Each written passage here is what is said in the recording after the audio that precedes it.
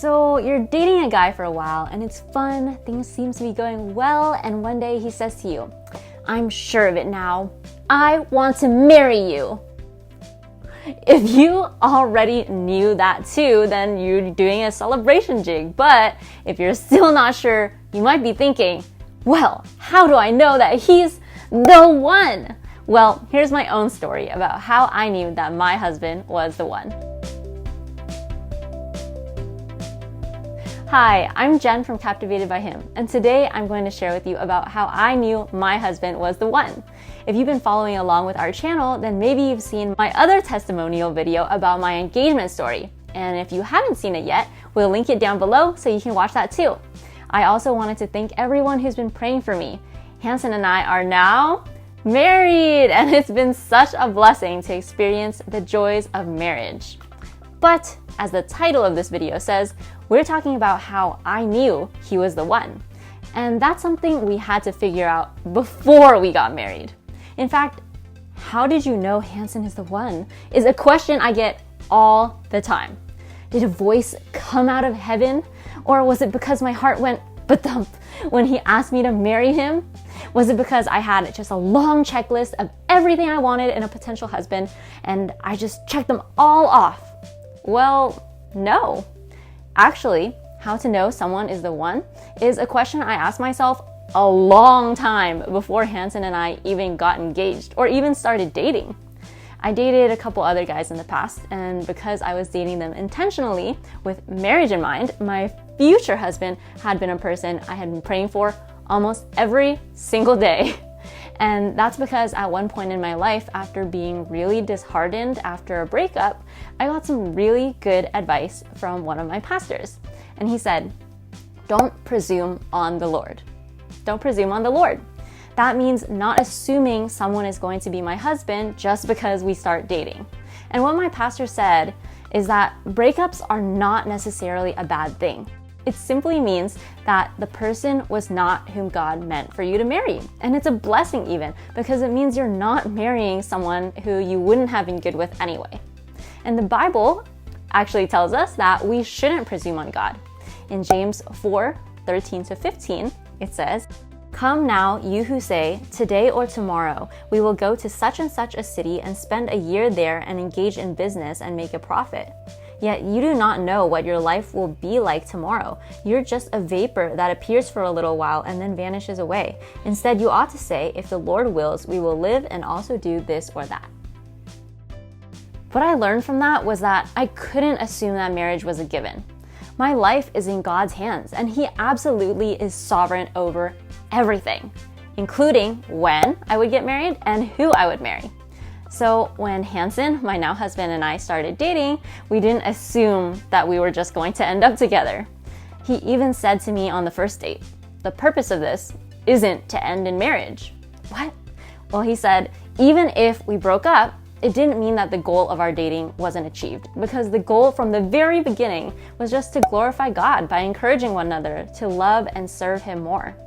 In 1 Corinthians 10:31, it says, "Whether then you eat or drink or whatever you do, do all to the glory of God." As Christians, we're to do everything for the glory of God, and that includes dating and marriage.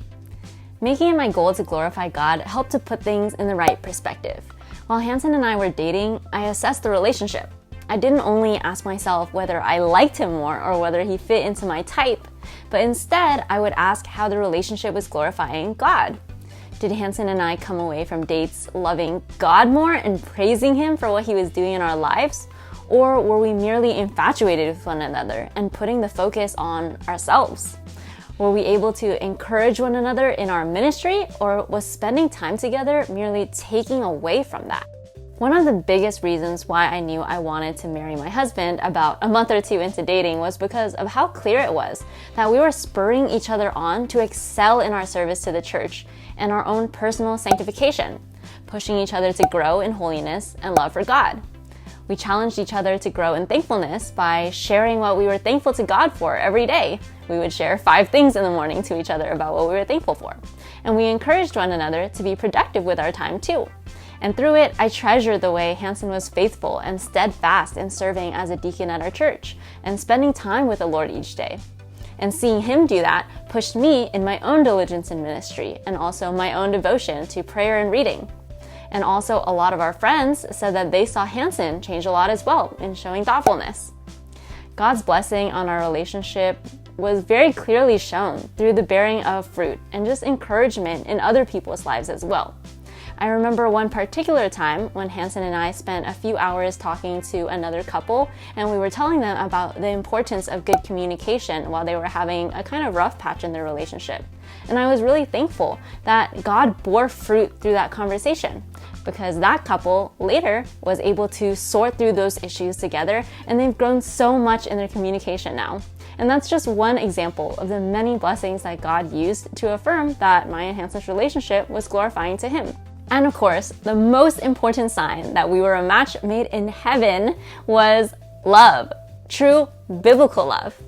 In Ephesians 4:15 and 16, it talks about speaking the truth in love and how the church growing up into Christ's likeness should be building itself up in love.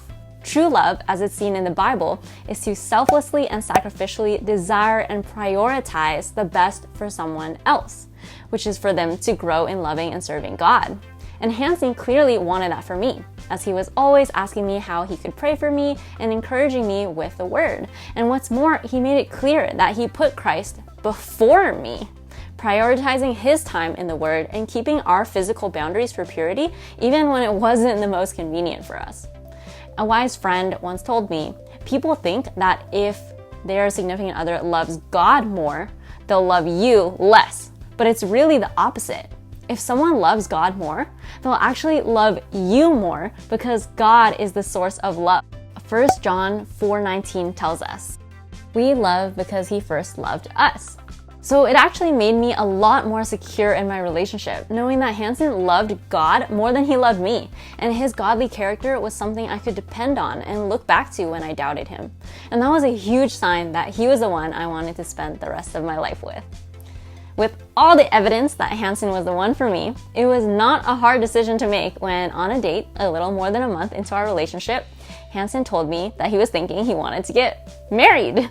And I agreed. I knew he was the one because of his good character, that he pushed me to love God more, and that he was an example in serving the Lord. Of course, I also just really liked him and we got along well, not to mention his smashingly good looks. But my feelings were confirmed by the truth and not the other way around. I knew Hansen was the man I wanted to marry because he helped me to be more like Christ every day. Sisters, find a man that encourages you to be more like Christ and who pushes you to excel more in your love for God and service to the church. Don't make decisions based on feelings or emotions, but make decisions that are based upon the truth, God's word. And if you want to know more about this topic, check out our friends at Identifying God's Best. Their whole channel is dedicated to Christian dating advice and finding the one. And if you enjoyed this video and want to see more testimonies like this, please like this video and subscribe to our channel for more content. Well, thanks for watching, and until next time, stay captivated.